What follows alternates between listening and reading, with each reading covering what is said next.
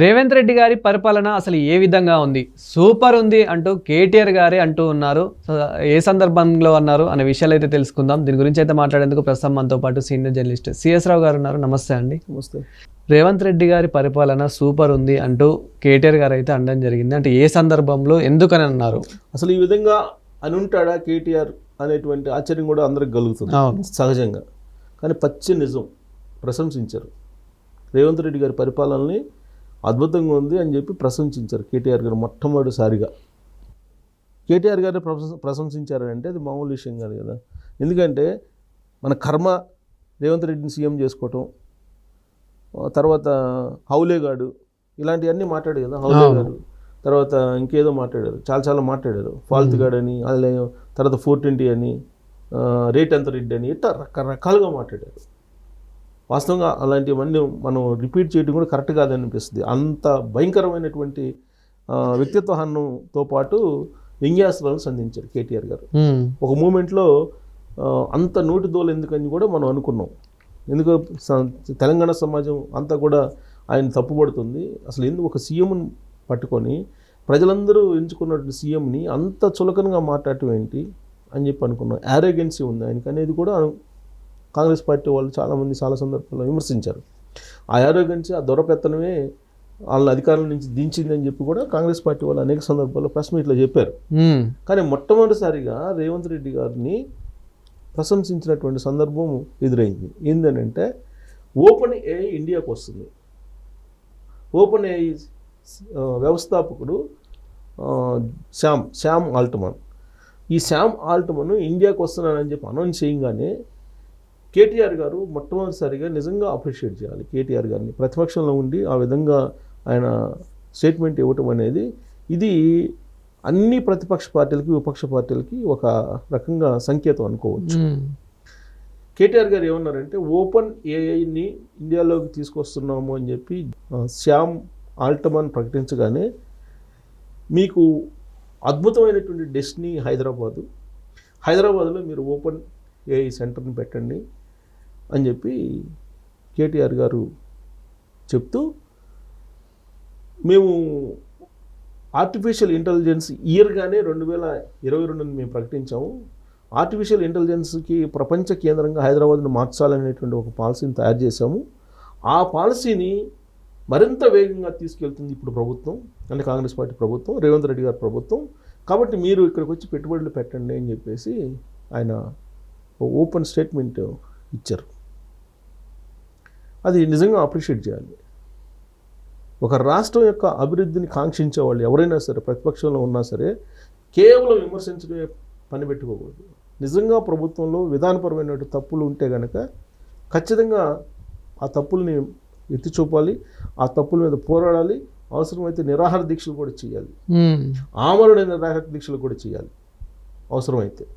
అంతే తప్ప ప్రతిదానికి ఈ ప్రభుత్వం చేత కాదు, ఈ ప్రభుత్వం చేత కాని ప్రభుత్వం, ఈ ప్రభుత్వం ఏం చేయట్లేదు, ఈ ప్రభుత్వం ఎందుకు వేస్ట్, ఇది కర్మ, మీ తెలంగాణ చేసుకున్న కర్మ, రేవంత్ రెడ్డి లాంటి అతను సీఎంగా ఉంటారు, రేవంత్ రెడ్డిని ఎవరు గుర్తించట్లేదు, ఇలాంటివి ఇప్పుడు దాకా చేసినటువంటి కామెంట్స్ ఏదైతే ఉన్నాయో కేటీఆర్ గారు, ఆయన యొక్క పొలిటికల్ పర్సనాలిటీని దెబ్బతీసింది.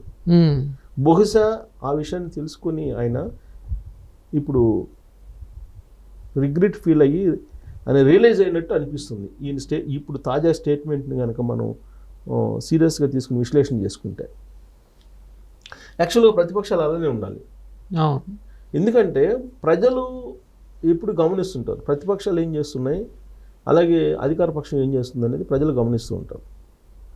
అధికార పక్షం ఏది కూడా ప్రజా వ్యతిరేకమైన నిర్ణయాలు తీసుకోవాలని చెప్పి అనుకోదు.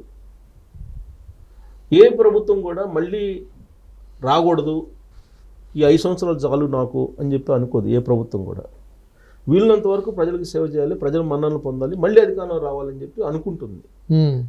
కాకపోతే కొన్ని పాలసీలు సంస్కరణ నేపథ్యంలో కానీ, ప్రపంచీకరణ నేపథ్యంలో కానీ, గ్లోబలైజేషన్ నేపథ్యంలో కానీ కొన్ని తీసుకోవాల్సిన పరిస్థితి ఏర్పడుతుంది.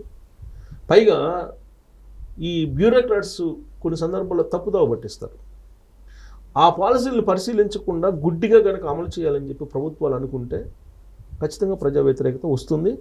విపక్షాలు కూడా దాన్ని వ్యతిరేకిస్తాయి. దాంట్లో ఎలాంటి డౌట్ లేదు.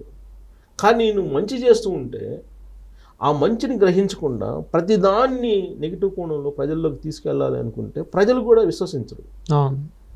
ప్రతిదీ ఇలానే మాట్లాడతారు వీళ్ళు అనే ఆలోచనతో ప్రజలు కూడా వస్తారు. ఇప్పుడు రేవంత్ రెడ్డి గారు ప్రభుత్వం వచ్చింది, 2 సంవత్సరాలు అవుతుంది. వచ్చిన తర్వాత బయటపడినటువంటి స్కామ్ ఏదైనా ఉందా? ఒకటి స్కామ్లు అయితే ఏం లేవు కదా. స్కామ్లు ఒక్కటి కూడా ఈవెన్ పింక్ మీడియా కూడా బయటకు తీసుకురాలేదుగా. పింక్ మీడియా కూడా ఆ స్కామ్ని ఒకదాన్ని కూడా బయటకు తీసుకురాలేదుగా.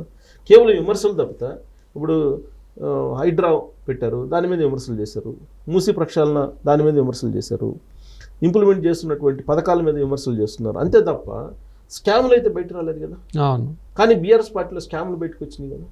అనేక స్కామ్లు, పేపర్ లీకు, భూములు స్కాము, అనేక స్కామ్లు బయటకు వచ్చినాయి కదా. బట్ ఈ గవర్నమెంట్లో స్కామ్లు బయట రాలేదు కదా.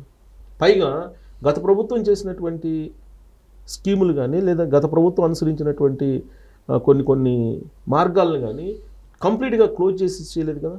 ఐటీ పాలసీ ఉంది. ఆ ఐటీ పాలసీని మరింత మెరుగైన విధానంలో ఇప్పుడున్నటువంటి ప్రభుత్వం అమలు చేస్తుంది. అంతే తప్ప గత ప్రభుత్వం మంచి చేసిన దాన్ని ఉంచేసి చెడు చేసింది ఏదైతే ఉందో దాన్ని సరిచేస్తూ ఉన్నట్టు కనిపిస్తుంది ఇప్పుడు ఉండే ప్రభుత్వం. ఇప్పుడు కాళేశ్వరం ఉంది. కాళేశ్వరం ప్రాజెక్టుకు సంబంధించి వాళ్ళు డిజైన్లో కానీ నిర్వహణలో కానీ వీటన్నిటిలో తప్పు చేశారని చెప్పి గవర్నమెంట్ భావిస్తుంది. వాటన్నిటిని సరి చేసుకుంటూ వస్తుంది. ఇప్పుడు కొన్ని పంప్ హౌస్లు స్టార్ట్ చేసింది. కాళేశ్వరంలో కొన్ని పంప్ హౌస్లు స్టార్ట్ చేసింది కదా. ఇప్పుడు వాటిని కూడా ఇప్పుడు డ్యామేజ్ అయిన దాన్ని కూడా రిపేర్ చేసే ప్రయత్నం చేస్తూ ఉన్నారు. బహుశా ఇవన్నీ చూసిన తర్వాత బీఆర్ఎస్ పార్టీలో కూడా వాళ్ళు కూడా ప్రజా వ్యతిరేకత ఎలా ఉంది గవర్నమెంట్ మీద, లేదంటే విపక్షం పోరాడేటువంటి తీరు ఎలా ఉంది, వీటన్నిటి ఎప్పటికప్పుడు ప్రజల యొక్క అభిప్రాయాలను సేకరిస్తూ ఉంటుంది.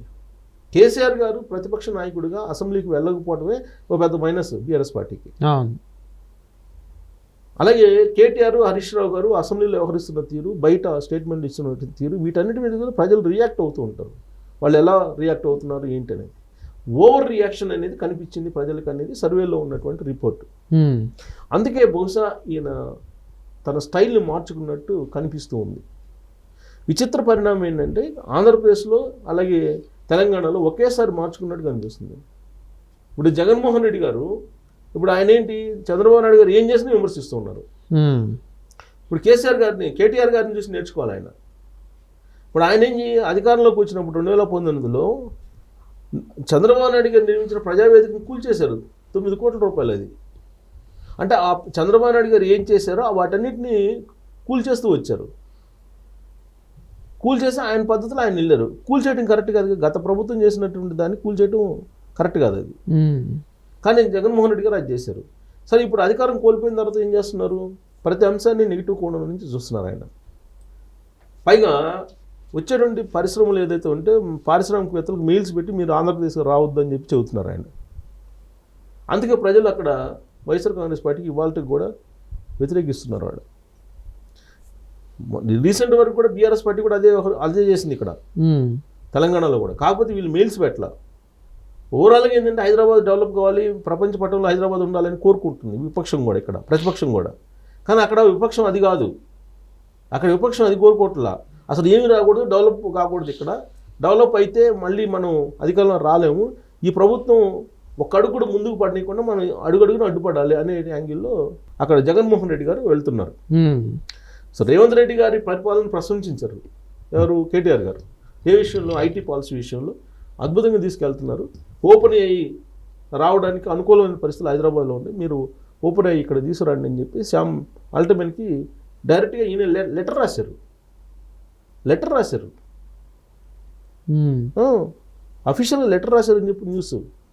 రేవంత్ రెడ్డి గారు కూడా సూచించారు, తీసుకురండి అందరూ మనం సపోర్ట్ చేద్దామని. అది కదా కావాల్సింది. ఎన్నికలప్పుడు రాజకీయాలు చేసుకోవచ్చు, రాష్ట్ర అభివృద్ధి దిశగా ఆలోచించాలి కదా. ఇప్పుడు తమిళనాడు ఉంది, తమిళనాడులో డిఎంకే ఒకరికొకరు అరెస్ట్ చేసుకుంటారు, గందరగోళం చేసుకుంటారు.